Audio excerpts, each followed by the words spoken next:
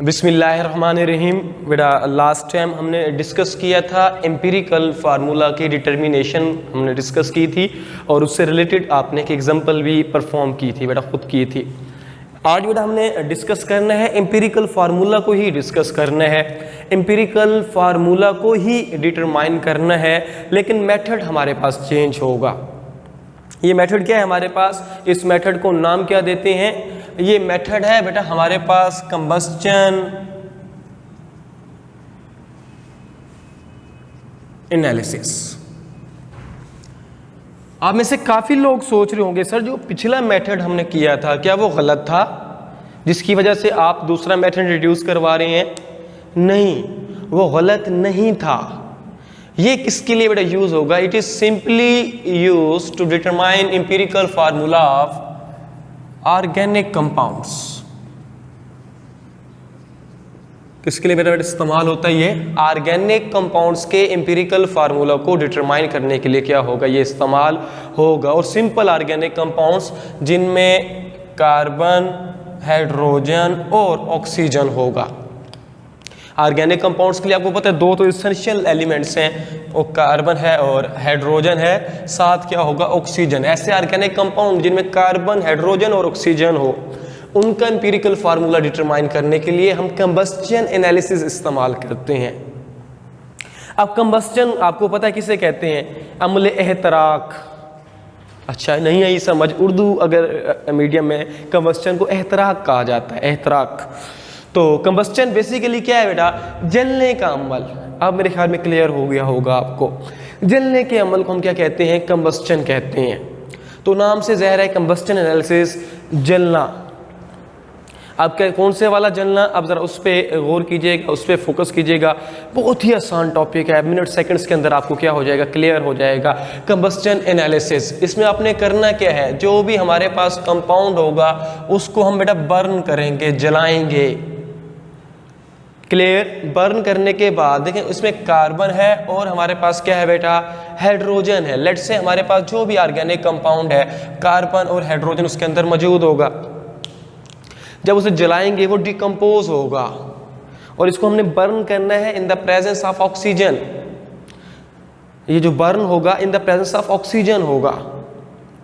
Clear? तो इसमें जो कार्बन है, कार्बन कन्वर्ट हो जाएगा बेटा किसके अंदर, कार्बन डाइऑक्साइड में।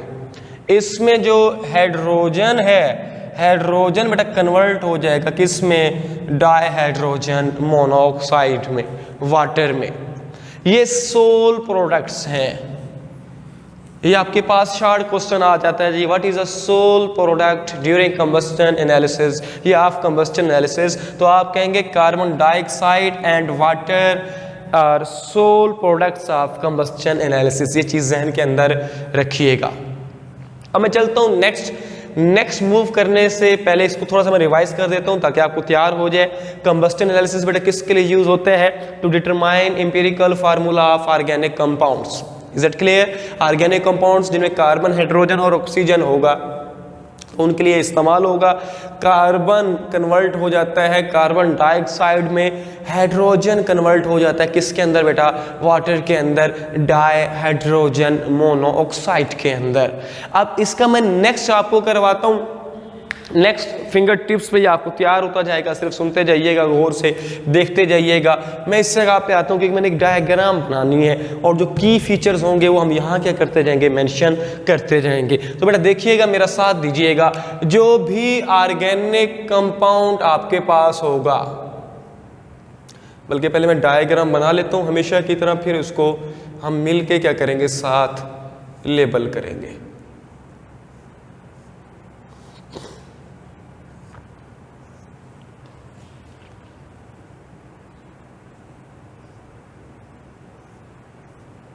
ये हमारे पास डायग्राम कंप्लीट हुई।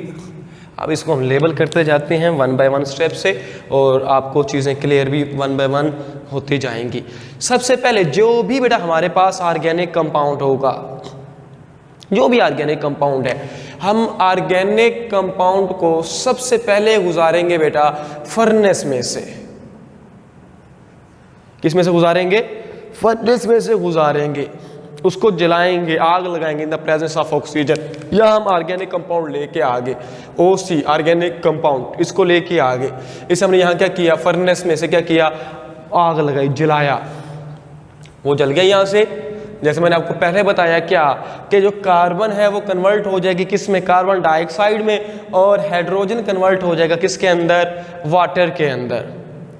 Point clear. अब उसे हम आगे लेके आ रहे हैं। यहां हमारे पास मौजूद है मैग्नीशियम परक्लोरेट, इसके अंदर रखा हुआ है, इस बॉक्स के अंदर है, इस वाले फेस के अंदर है। मैग्नीशियम परक्लोरेट क्या करता है, मैग्नीशियम परक्लोरेट यहां से वाटर को एब्जॉर्ब कर लेगा, वाटर एब्जॉर्ब कर लेगा मैग्नीशियम परक्लोरेट। इसके बाद वो जो सैंपल आपके पास है ऑनवर्ड चलता हुआ आ रहा है, यहां हमारे पास है बेटा 50% पोटाशियम हाइड्रोक्साइड। यहां क्या है मेरे शहजादों, हमारे पास 50% potassium hydro oxide. 50% potassium hydroxide क्या करेगा, कार्बन डाइऑक्साइड को एब्जॉर्ब कर लेगा। पीछे बच क्या गया, देखिए मैंने क्या कहा था कि ऐसे ऑर्गेनिक कंपाउंड जिनमें कार्बन होगा और हाइड्रोजन होगा और साथ ऑक्सीजन होगा। कार्बन कन्वर्ट हुआ था कार्बन डाइऑक्साइड में, हाइड्रोजन कन्वर्ट हुआ है किसके अंदर, वाटर के अंदर। क्लियर। तो कार्बन डाइऑक्साइड भी एब्जॉर्ब हो गया और वाटर भी एब्जॉर्ब हो गया, पीछे बचा क्या हुआ है, ऑक्सीजन। तो ऑक्सीजन आपका यहां सारा आके क्या हो जाएगा, इकट्ठा हो जाएगा।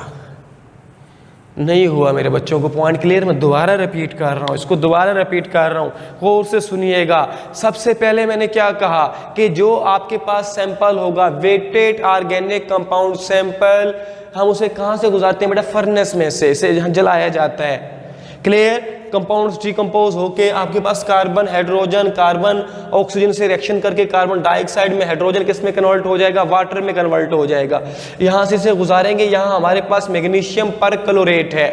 मैग्नीशियम परक्लोरेट क्या करता है, वाटर एब्जॉर्ब कर लेता है। फिर इसे गुजारते हैं, अगले हमारे पास क्या मौजूद है, 50% पोटाशियम हाइड्रोक्साइड, ये क्या करता है, कार्बन डाइऑक्साइड एब्जॉर्ब कर लेता है। और सबसे लास्ट में हमारे पास क्या है, जो ऑक्सीजन है वो बेटा सारा क्या हो जाएगा, जितनी ऑक्सीजन होगी वहां ये वो यहाँ क्या हो जाएगी, सबमिट हो जाएगी। यहाँ सबमिट का मतलब यहाँ उसकी कलेक्ट होना शुरू हो जाएगी, यहाँ इकट्ठी हो जाएगी, सबमिट। तो नेक्स्ट आप देखें, जो इंपॉर्टेंट फीचर्स थे हम लेके चल रहे थे, ये सारा मैंने आपको उसका एक्सपेरिमेंट बता दिया। अब इसमें से जो की फीचर्स हैं वो बेटा हम यहाँ डिस्कस कर लेते हैं। मैंने बताया कार्बन कन्वर्ट होता है कार्बन डाइऑक्साइड में, हाइड्रोजन कन्वर्ट होता है वाटर में, और ये हमारे पास इसकी सोल प्रोडक्ट्स हैं। नेक्स्ट पे आ जाए। नेक्स्ट कोई आपसे पूछ ले मेरे शहजादों से क्या कि जी वाटर कहाँ एब्जॉर्ब होता है, तो आप उससे बताएंगे वाटर एब्जॉर्ब होता है मैग्नीशियम परक्लोरेट में। ये एमसीक्यू में मेरा पूछ सकता है आपसे। कोई आपसे पूछ ले कि कार्बन डाइऑक्साइड कहाँ एब्जॉर्ब होता है, तो आप बताएंगे कार्बन डाइऑक्साइड एब्जॉर्ब होता है 50% पोटाशियम हाइड्रोक्साइड में। Is it clear. तो इसी तरह बेटा मूव करते हैं, नेक्स्ट पे चलते हैं। ये यहाँ के की फीचर्स थे। आपने इसके बाद क्या करना है, इसके बाद आपको याद होना चाहिए क्या,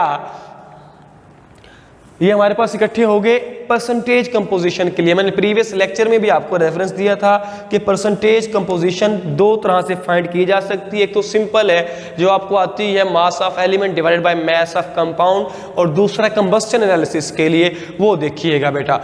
पहला हम डिस्कस कर रहे हैं percentage of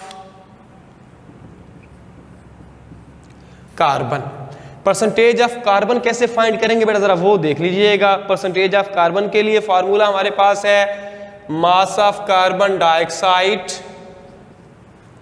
divided by mass of organic compound multiplied by 12/44 multiplied by 100।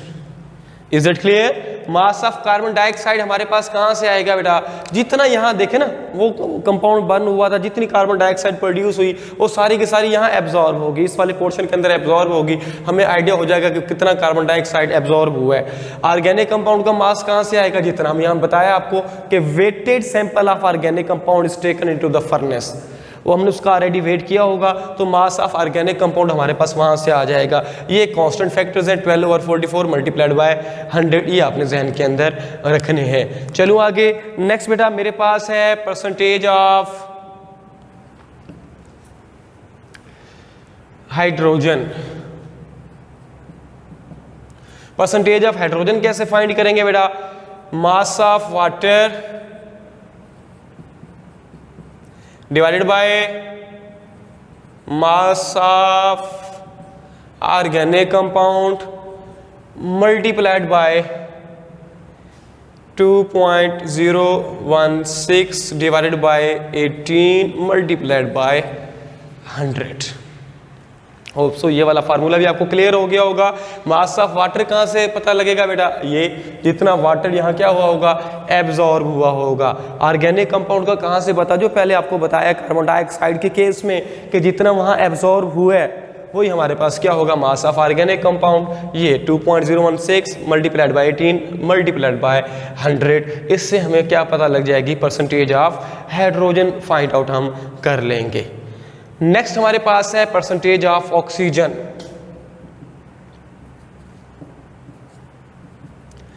Percentage of oxygen क्या है बेटा, अब देखें ऑक्सीजन इधर हमारे पास लास्ट में आके क्या हुई है, उसकी कलेक्शन हुई है, लास्ट में आके हमारे पास क्या हुआ है, वो कलेक्ट हुआ है। तो उसको हम इसको कैसे फाइंड करते हैं, इसको हम फाइंड करते हैं बाय मेथड ऑफ डिफरेंस। अब मेथड ऑफ डिफरेंस क्या है वो देखिएगा, मेरे पास 100 रुपीज हैं, 100 रुपीज में से मैंने 3 लोगों को वो डिवाइड करने हैं। 100 रुपीज है मेरे पास, मैंने 3 लोगों में क्या करने हैं, वो डिवाइड करने हैं। एक को मैंने 20 दे दिए, दूसरे बच्चे को मैंने 30 दे दिए, अब तीसरे को कितने दूंगा। तो आप लोग कह रहे हैं, मैं सुन सकता हूं, आप कहेंगे सर 50 रुपीज देंगे, कैसे मैं कहूं, आपको कैसे पता लगा। आप कहेंगे सर सिंपल सी बात है, आपके पास 100 रुपीज थे, 100 रुपीज में से 20 आपने एक को दे दिए, 30 आपने दूसरे को दे दिए, 50 तो आपने दे दिए, बाकी आपके पास बचे हुए 50, तो 50 उसी को देंगे जो थर्ड पर्सन बच गया। तो इसी को मेथड ऑफ डिफरेंस कहते हैं। कैसे, मेरे पास टोटल जो परसेंटेज है वो कितनी है, 100 है, मैं 100 में से माइनस करूंगा क्या, percentage of carbon plus percentage of hydrogen.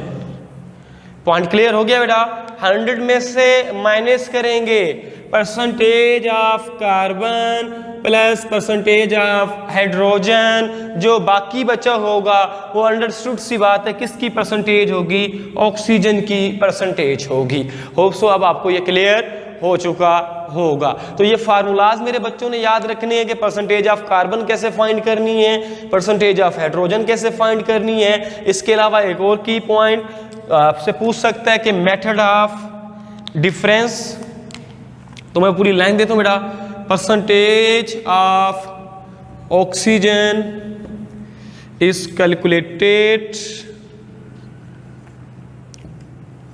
By method of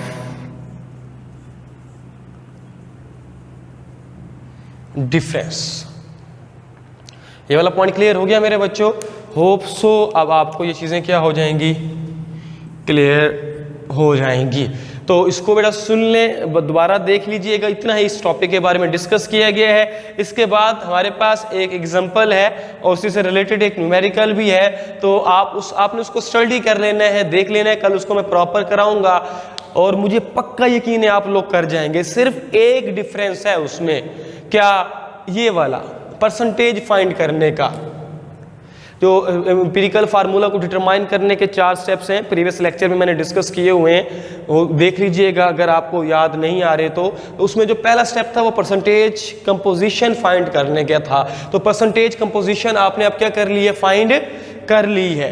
ये सिर्फ ये वाला मेथड उसके अंदर क्या है, चेंज है। बाकी सेकंड आपके पास आपने ग्राम एटम्स फाइंड करने हैं। जब आपके पास परसेंटेज आ जाएगी, ग्राम एटम्स को फाइंड करने का बेटा वही फार्मूला है क्या कि परसेंटेज को डिवाइड कर देंगे एटॉमिक मासेस के साथ, फिर आपने एटॉमिक रेशो फाइंड करनी है, वो आपने ऑलरेडी इसकी प्रैक्टिस की हुई है। बहरहाल जो नेक्स्ट लेक्चर है उसमें मैं आपको इसकी प्रैक्टिस करवाऊंगा, ज़रूर करवाऊंगा, लेकिन आपने एकदम उसको स्टडी कर लेना है। मैं बता रहा हूँ सिर्फ परसेंटेज कंपोजिशन फाइंड करने का फार्मूला आपके पास क्या होगा, डिफरेंट होगा।